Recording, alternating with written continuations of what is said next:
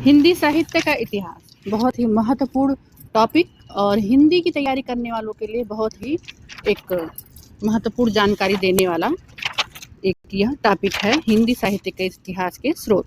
इसके पहले हमने देखा था कि क्या उस हिंदी साहित्य के इतिहास को लिखने की क्या पद्धतियाँ थी, किस कवि ने अपने ग्रंथ में किस पद्धति को अपनाया था। आप देख ही चुके होंगे, इसके पहले हमने लिखा पहली क्लास में इसकी पहली क्लास हो चुकी है जिसमें आलोचनात्मक पद्धति, समाजशास्त्री पद्धति, कालानुक्रम पद्धति जो और सबसे महत्वपूर्ण विधेयवादी पद्धति जो कि जिसपे रामचंद्र शुक्ल ने अपनी रचना को एक विराम दिया।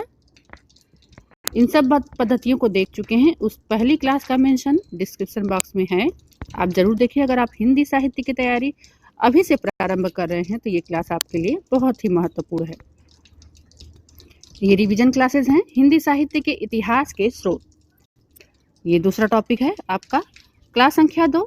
हमें हिंदी साहित्य के इतिहास के स्रोत किन किन रचनाओं से प्राप्त हुए थे, यह बहुत ही जरूरी है जानना। तो पहली रचना अगर हम देखेंगे, यहाँ पे टाइप मिस्टेक है। 284 वैष्णवन की वार्ता, एक है 252 वैष्णवन की वार्ता, एक है 84 वैष्णवन की वार्ता। गोकुलनाथ की रचना है ये।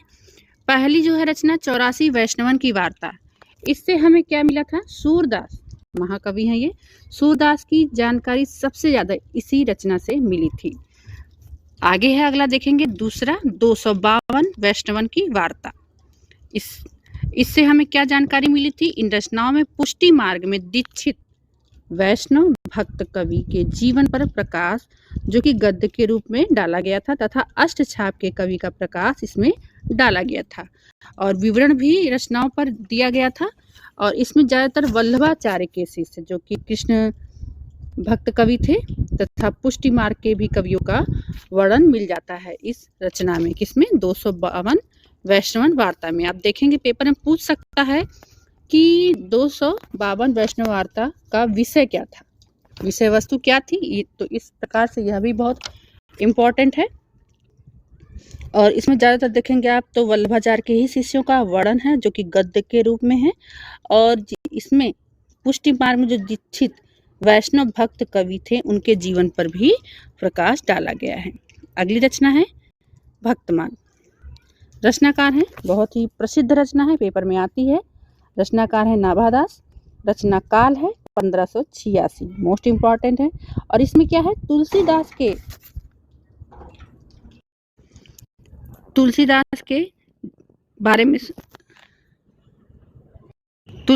के बारे में सर्वप्रथम इन्हीं के रचना में हमें जानकारी मिली थी। इसमें 84 कृष्ण भक्त कवि जो कि इसका पहला खंड है, उसमें 84 कृष्ण भक्त कवियों का वर्णन मिला है। और दूसरे खंड में क्या है, 116 राम भक्त कवियों का वर्णन मिलता है। तो लगभग कुल 84 और 16 पूरे कवि 200 लगभग कवि हो गए। 200 कवियों का वर्णन हमें इसी रचना में भक्तमाल में मिल जाता है। तो यह एक महत्वपूर्ण भूमिका निभाता है हिंदी साहित्य के स्रोत के जानकारी के लिए और इसलिए रचना बहुत ही प्रसिद्ध है। आप देखेंगे हर पेपर में रचनाकार या रचना काल या इसकी विषय वस्तु पूछी जा सकती है। क्लास अच्छा लगे तो जरूर लाइक शेयर सब्सक्राइब कीजिएगा चैनल पर और कम्युनिटी पोस्ट को जरूर आप रोज वोट करें, क्योंकि आप प्रतिदिन देखेंगे किसी दिन भी ऐसा नहीं है प्रश्न नहीं किया थे। प्रतिदिन 1 या 2 प्रश्नों की प्रश्नोत्तरी होती है और उसके एक्सप्लेनेशन के साथ पूरा वहां पर बताया जाता है। तो आप जरूर देखें कम्युनिटी पोस्ट को। अगली रचना है मूल गोसाई चरित्र। रचना काल है 1687, बेनी माधव दास जो कि तुलसीदास के शिष्य थे, बहुत ही इनके प्रसिद्ध और प्रिय शिष्य थे बेनी माधव।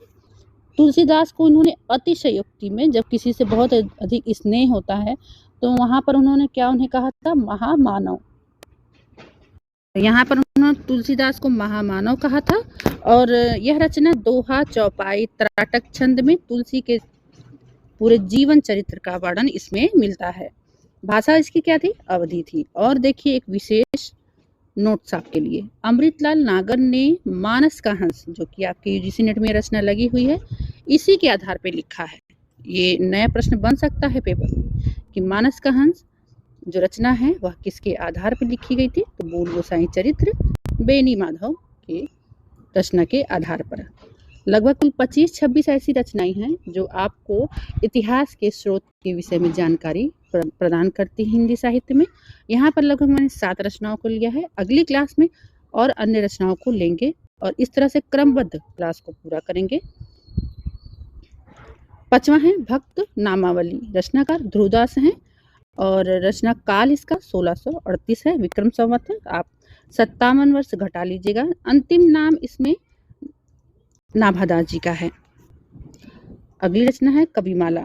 रचनाकार हरिराय तुलसी। ये तुलसीदास जी नहीं है, दूसरे हरिराय तुलसी जी है और 1664 में इसका रचना काल है। 1712 विक्रम संवत है। 74 कवि की कविताओं का संकलन है। ये बहुत ही मोस्ट इंपॉर्टेंट है, इसमें कविताओं का केवल संकलन है। और कितने कवियों का? 74। अगली रचना जो है बहुत ही मोस्ट इंपॉर्टेंट है, पेपर में आया हुआ भी है, कालिदास हजारा। रचनाकार हैं कालिदास त्रिवेदी जी। 212 कवियों का लगभग 1000 कविताओं का इसमें संग्रह है। और देखिए क्या इसमें महत्वपूर्ण है? महत्वपूर्ण ये है आपका कि इसी रचना के आधार पर शिव सिंह सेंगर ने शिव सिंह सरोज जो कि 1883 में लिखा था रचना हुई है। किस रचना के आधार पर? कालिदास हजारा। तो क्लास कैसी लगी? कमेंट के माध्यम से अपने विचारों को जरूर प्रस्तुत कीजिएगा। मिलते हैं कल अगले क्लास में अन्य रचनाओं के साथ। कौन कौन रचनाएं इतिहास के स्रोत के विषय में जानकारी प्रदान करती हैं। बहुत बहुत धन्यवाद।